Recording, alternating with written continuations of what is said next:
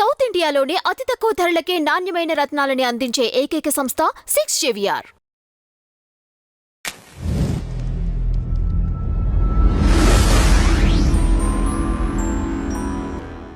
నమస్తే అండి, welcome to our channel. మనతో సినీ క్రిటిక్ దాసర్ విజ్ఞాన్ గారు ఉన్నారు. నమస్తే సార్. నమస్తే. ఈ మధ్య మదగజరాజు అనే 2013లో తీసిన సినిమా ఇప్పుడు రిలీజ్ అవుతుంది. ఆ ఈవెంట్కి వచ్చిన విశాల్ గారు చూస్తే చాలా సన్నగా అయిపోయి, చేతులు సన్నగా ఉండి, మనిషి వణుకుతూ మాట్లాడడం అనేది చాలా ఆశ్చర్యానికి గురిచేసింది. అసలు ఆయన హెల్త్కి ఏమైంది? కంటి కింద చిన్న గాయం తగిలితే ఎప్పుడో దానికి ట్రీట్మెంట్ తీసుకుంటున్నాడు, నెంబర్ 1. ఓకే. నెక్స్ట్ ఇప్పుడు ప్రజెంట్ స్టేజ్ మీదకి వచ్చే 2-3 రోజుల నుంచి తీవ్రమైన జ్వరంతో బాధపడుతున్నాడు, నెంబర్ 2. 2 సిచ్యువేషన్స్. అంటే మొహం అలా అవ్వడానికి కారణం కంటి కింద తగిలిన గాయం. దానికి ట్రీట్మెంట్ ఎప్పటి నుంచి అవుతుంది, దానికి సంబంధించి చిన్న చిన్న స్వెల్లింగ్స్ ఉన్నాయి. ఓకే. అండ్ సేమ్ టైంలో ఆయనకి ఫుల్ ఫీవర్ ఇష్యూగా ఉన్న టైంలో మరి బయటికి ఎందుకు రావాలి అని అనుకుంటే, అప్పుడెప్పుడో 2013లో ఆగిపోయినటువంటి సినిమా 12 ఏళ్ళ తర్వాత దాదాపు ఇప్పుడు రిలీజ్కి సిద్ధమైంది. ఇదే పొంగల్కి 12th. ఓకే. ఇక ఇప్పుడు కూడా నేను రాకపోతే ఇంకెందుకు, మళ్ళీ ఈ సినిమా వాయిదా పడితే ఇంకెన్ని సంవత్సరాలు ఆగాలో అని. అంటే ఇప్పుడు ఎదురు చూసేది లాస్ట్ ఒక రిలీజ్ డేట్ వచ్చిన తర్వాత ఈ టైంలో కనీసం హీరోగా నేను బయటకు వస్తే 10 మంది దాన్ని చూసి హ్యాపీ ఫీల్ అవుతారని చెప్పేసి వచ్చాడు. ఈవెన్ సమంత కూడా ఆ టైంలో మైసైటిస్ టైంలో ప్రమోషన్స్కి రాలేకపోయింది, కానీ పాపం సుమకు ఒక ఇంటర్వ్యూ ఇచ్చి వదిలేసింది కూర్చొని. ఎంత అలసిపోయి ఉండింది. అలా ఈ అబ్బాయికి బాగాలేదు, బట్ ఇట్స్ ఒక 47 years. ఎంత హెల్త్ కేర్ తీసుకున్నా కొన్నాళ్ళ నుంచి అనారోగ్యంతో బాధపడుతున్నాడు. సో బట్ ఫ్యాన్స్ని ఒక్కసారి వచ్చి కనబడితే వీళ్ళందరూ కలిసి అరే మా హీరో వచ్చి అనుకుంటే, ఇప్పుడు రాలేదనుకో ఆ నిర్మాతలకి హీరోకి ఏదో గొడవ ఉందంట, అందుకే 12 ఏళ్ళు ల్యాగ్ అయింది, ఇప్పటికీ హీరో రాలేదంటే వేస్ట్ అని ఎవరు పడితే వాడు రాసేసుకుంటాడు అనుకుంటారు. ఈ చిన్న నెగిటివిటీ కూడా ఈ సినిమాకి రాకూడదు అనుకొని బయటకు వచ్చాడు. బట్ బయటకు వచ్చిన తర్వాత సినిమా ప్రమోషన్ అంతా పోయింది, ఈయన మీదకి వచ్చింది. ఏమైంది విశాల్కి ఏమైంది. అసలు మైక్ కూడా పట్టుకోలేనంత ఉండడం అంటే కొంచెం రిస్క్ అనే చెప్పాలి. వణుకుతున్నారు. పైగా ఇంకోటి మీకు తెలుస్తుందో లేదో, మీకు బాగా గుర్తుపెట్టుకోండి, చాలామందికి చెప్తున్నా. ఇప్పుడు చెన్నైలో కానీ హైదరాబాద్లోనేగా మనం ఉన్నాం. ఈవినింగ్ 6 తర్వాత బయట క్లైమేట్ ఎలా ఉందో తెలుసా? మీ మొబైల్స్లో వెదర్ చెక్ చేసుకోండి. అతనికి ఇప్పుడు వెదరే చెప్తాను నేను, ఇప్పుడు వెదరే, ఈ పగల వెదరే చెప్తాను నేను. చూడు, చక్కగా 22 ఉంది, పగలు 22 ఉంది. ఇప్పుడు చూడు, మన ఏసీలోనే 22 పెట్టుకుంటే ఎలా ఉంటుంది ఇంట్లో, 18-16 పెడితే ఎలా ఉంటుంది, 16 ఈవినింగ్కి నమోదు అవుతుంది. అండ్ ఎప్పుడు అది కూడా 7:30-8 ఆ టైంలో 16 ఉంటుంది క్లైమేట్. చెన్నైలో కూడా ఎక్కువ ఉంటుంది. ఇది బయట ఈవెంట్, పైగా అక్కడ ఏసీ కూడా పెడతారు. వాళ్ళ కంట్రోల్లో వాళ్ళు ఉండాలి కదా.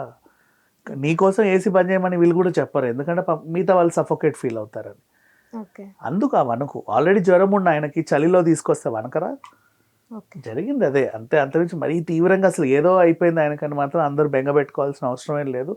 చాలా త్వరగా కోలుకుంటాడు, బయటకు వస్తాడు, ఎప్పట్లాగే సినిమాలు చేస్తాడు. ఇది చాలా రోజుల నుంచి ఆగిపోయిన సినిమా కాబట్టి ఇప్పుడు ప్రజెంట్ దాని గురించి రావాలి ఖచ్చితంగా అని వచ్చాడు, అంతగా భరిస్తూ. ఏమైంది మాధవీలత గారికి? మీకు ఆవిడేదో మీ మీద కేసు పెడుతుందంట, లేకపోతే మీ ఆస్తి అంతా రాయించుకుంటాను నేను, లేకపోతే మీ అంత చూస్తాను, అది ఇది అనేసి చాలా అసభ్యంగా మాట్లాడుతున్నారని వార్తలు వినిపిస్తున్నాయి. ఇది నిజమేనంటారా? అసలుగా ఏం జరిగింది అంటే, జేసీ గారి గురించి, ఆయన పార్క్ గురించి ఈవిడ చాలా తప్పుగా మాట్లాడింది, టార్గెట్ చేస్తూ మాట్లాడింది. ఓకే. అంటే ఆయన తన నియోజకవర్గంలో ఎప్పటి నుంచో ఎన్నికవ్వబడుతూ ఉన్నాడు. రీసెంట్లీ వాళ్ళ అబ్బాయి కూడా ఎన్నికయ్యాడు.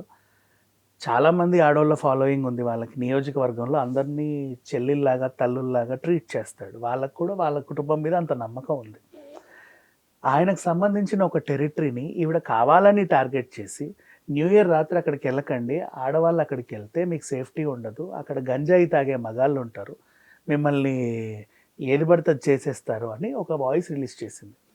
న్యూ ఇయర్ రోజు ఆడవాళ్ళు దయచేసి బయటికి వెళ్ళకండి, ఎక్కడ పడితే అక్కడ రౌడీ వెధవలు ఉంటారు, మిమ్మల్ని ఏమైనా చేయొచ్చు అంటే పద్ధతిగా ఉండేది, నీ మీద గౌరవం పెరిగేది. జేసీ గారి పార్కే వెళ్ళకండి, అక్కడే ఇలాంటి వాళ్ళు ఉంటారు అంటే నువ్వు జేసీ గారిని టార్గెట్ చేసి మాట్లాడినట్టు ఉంది.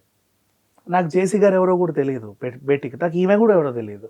బట్ ఒకరి బిజినెస్నో, ఒకరి రెప్యుటేషనో, ఒకరి గుడ్ విల్నో టార్గెట్ చేసి ఇంకొకరు అనవసరంగా మాట్లాడితే 32 పళ్ళు రాలగొట్టే హక్కు మనకుంది. కాబట్టి నేనేం చెప్పానంటే, నువ్వెవరు వాళ్ళ గురించి అలా మాట్లాడడానికి అని చెప్పాను. ఉన్నమాట అంటే ఉలికెందుకు అని చెప్పేసి ఈవిడకి ఒళ్ళుమండింది. ఒళ్ళుమండి నా గురించి ఏం పెట్టిందంటే, యాక్ట్రెస్ మాధవి ఈవిడ, దాసరి విజ్ఞాన్ నువ్వెవరో నాకు తెలియదు, నాకు నువ్వెవరో తెలియదు, నువ్వు ఒక పిల్ల పాము గాడివి, నేను పాము కాదు, ఇంత ఉన్నాను, నీకు నాకు పరిచయం లేదు, అవసరం కూడా లేదు, లైఫ్లో నీ పేరు విన్నది లేదు, నాకు నువ్వు ఏం చేసిన అన్యాయం లేదు. ఆహా, నీకు నేను చేసిన అన్యాయం లేదు. అవును, నాకు నువ్వు ఏం అన్యాయం చేసావో నేను చెప్పలా, కానీ నా గురించి ఇంత అసభ్యంగా మాట్లాడుతావు. నీ గురించి అసభ్యంగా నేను ఎప్పుడూ మాట్లాడలేదు. నువ్వు ఆయన్ని తిట్టావు, ఆయన ఈ రెప్యుటేషన్ని టార్గెట్ చేసావు, ఆయన నిన్ను బూతులు తిట్టాడు. నన్ను అడిగిన యాంకర్ క్వశ్చన్ ఏం అడిగిందంటే, ఈయన మాట్లాడింది అమ్మాయిని ఇలా మాట్లాడటం కరెక్టా కాదా అన్నాడు. ఆబ్వియస్లీ కరెక్టే, ఎందుకంటే ఈమె అసలు అమ్మాయే కాదు అన్నాడు. ఎందుకంటే అమ్మాయి అయినా మనిషి అయినా మానవత్వం అనేది ఒకటి ఉంటుంది, వాళ్ళకి ఎలా సంఘంలో బతకాలనేది ఒకటి ఉంటుంది, అవతల వాళ్ళ గురించి ఏం మాట్లాడాలన్న ఇంకిత జ్ఞానం ఉంటుంది. ఇవన్నీ లేని వల్ల నేనైతే మంచిగా ట్రీట్ చేయను. నా అభిప్రాయం అది, నా అభిప్రాయం నేను అక్కడ చెప్పాను 100%. నేను ఇంకా అదే స్టాండ్ పైన ఉన్నా. నెక్స్ట్, ఇప్పుడు ఈవిడ లాంగ్వేజ్, మీ అమ్మ నిన్ను సరిగ్గా కనిందా, ఎందుకు పుట్టావు, అన్నం తింటున్నావా, యువకుడివే కదా, ఏం పోయే కాలం, నీలాంటి భాష నేను మాట్లాడను. ఇప్పుడు ఎవరమ్మా ఇలాంటి భాష మాట్లాడింది? నా ఇంటర్వ్యూస్ ఇప్పటి వరకు చూడు, నా నోటికి అసలు బూత్ అనేదే రాదు.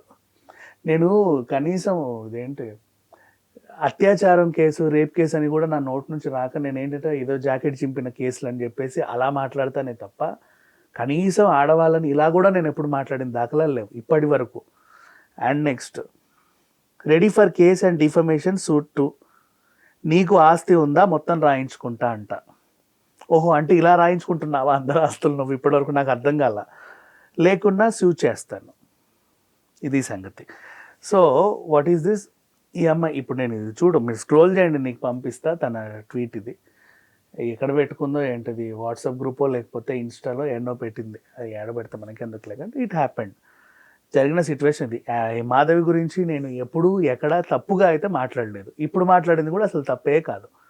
బికాజ్ తను ఏం చేసింది, చాలా చండాలంగా వాళ్ళు ఎవరో అక్కడ ఏదో న్యూ ఇయర్ ఈవెంట్ రోజు వాళ్ళందరూ అక్కడ పిలుచుకొని మహిళల్ని గ్యాదర్ చేస్తుంటే, అంటే అది చారిటీయో టికెటో వాట్ ఎవర్ ఇట్ ఈస్, నువ్వెవరు మధ్యలో వెళ్ళే వాళ్ళని టార్గెట్ చేయడానికి?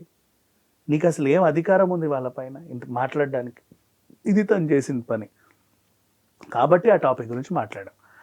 నాకు అది ఎదురైన క్వశ్చన్ కూడా ఒకటే, పాపం పలానా ఒక ఆడపిల్ల మీద జేసీ గారు విరుచుకు పడ్డారంట, చాలా బూతులతో మాట్లాడట, కరెక్టా కాదా అని అడిగారు. 100% కరెక్టే, చెప్పుతో దన్నాల్సింది, జస్ట్ 2 బూతులతో వదిలేశాడని చెప్పాను. అది సంగతి.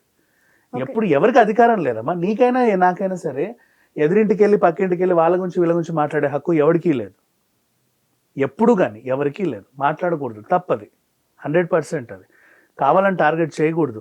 నీకు అక్కడ ఏదైనా అన్యాయం జరిగిందా? ఇప్పుడు నిజంగా ఆ పార్క్కి నువ్వు వెళ్తే ఎవడన్నా నీ మీద అసభ్యంగా ప్రవర్తిస్తే అప్పుడు నువ్వు బయటకు వచ్చి చెప్పాలి. ఏమని, నేను ఇలా పలానా చోటికి వెళ్తే పలానా వాళ్ళు నా మీద అసభ్యంగా దాడి చేశారండి, నాకు తగిలిన అన్యాయం ఇంకా వేరే ఆడకూతురికి జరగొద్దని నేను ముందుకు వచ్చాను, కాబట్టి ఆ చోటుకి వెళ్ళకండి అంటే పద్ధతిగా ఉంటుంది. అప్పుడు నిజంగా నీకు ఏమైందనేది నిజంగా కోర్టు వరకు వెళ్తుంది, ఎంక్వైరీ చేస్తారు, పోలీస్ కేసులు పెట్టుకోవచ్చు, 100 చేయొచ్చు. నిజంగా జేసీ పార్క్లో చేస్తే ఆయన కూడా దిగి వస్తాడు. ఇప్పుడు ఆయన సారీ చెప్పాడు, అఫ్ కోర్స్ ఆ సారీ కూడా ఈవిడకి వర్తించదు 100%. దానికి ఈవిడ ఎగిరెగిరి పడేది. నాకు ఇప్పుడు అర్థమైంది, ఆయనే నాకు సారీ చెప్పిన తర్వాత వీళ్ళెవరు నన్ను తప్పనడానికి అని. నువ్వు చేసింది తప్పే అది.